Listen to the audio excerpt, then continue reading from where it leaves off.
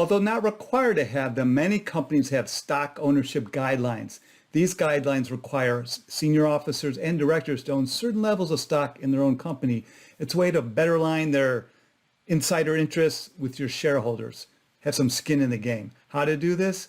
Today on Zippy.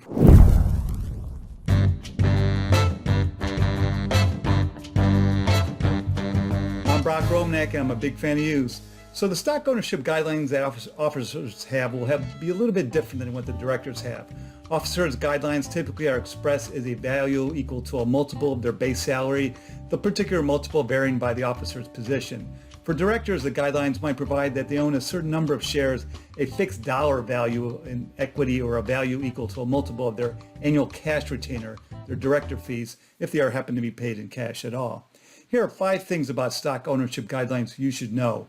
1, make them clear and realistic. 2, limit who the guidelines apply to.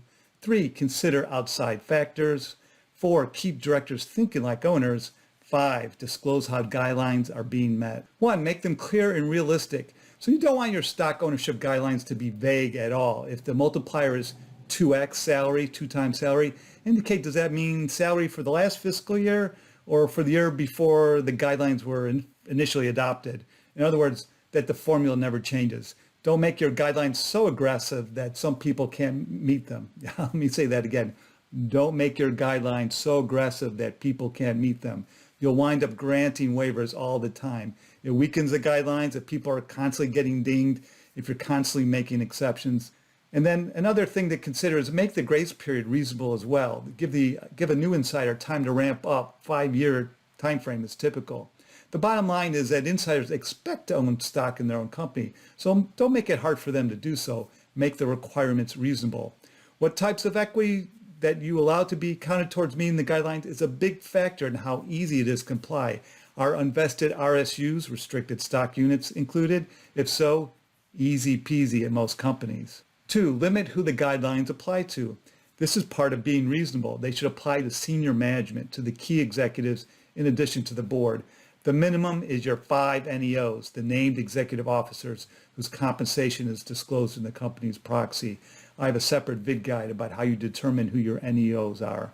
Some companies drill down to a broader group of officers, such as vice presidents and up.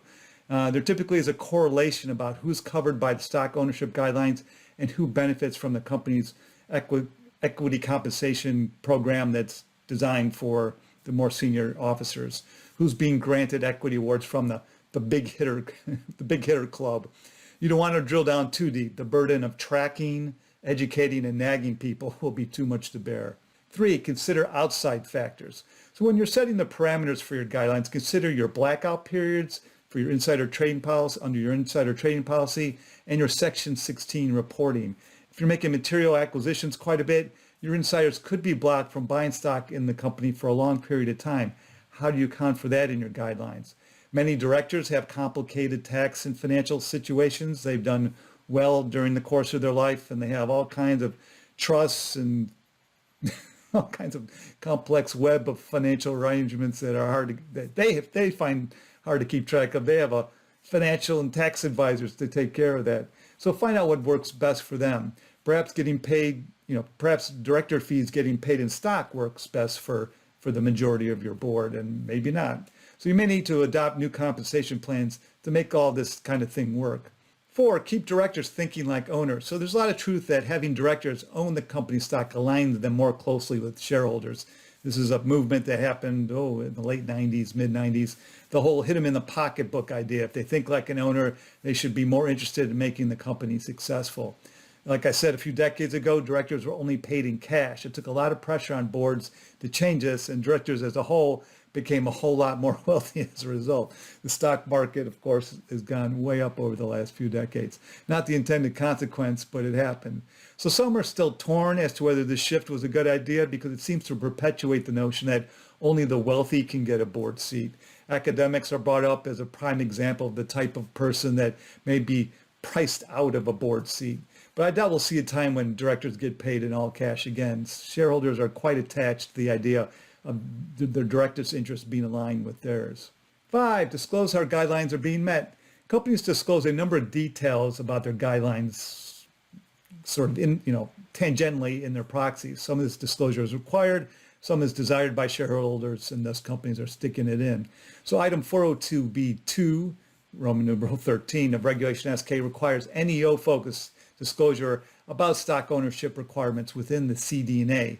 The director's guidelines typically are voluntarily disclosed in the director compensation section of the proxy.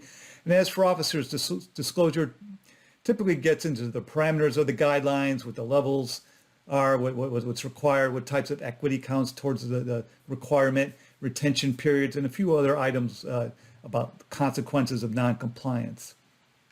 Those are good to know.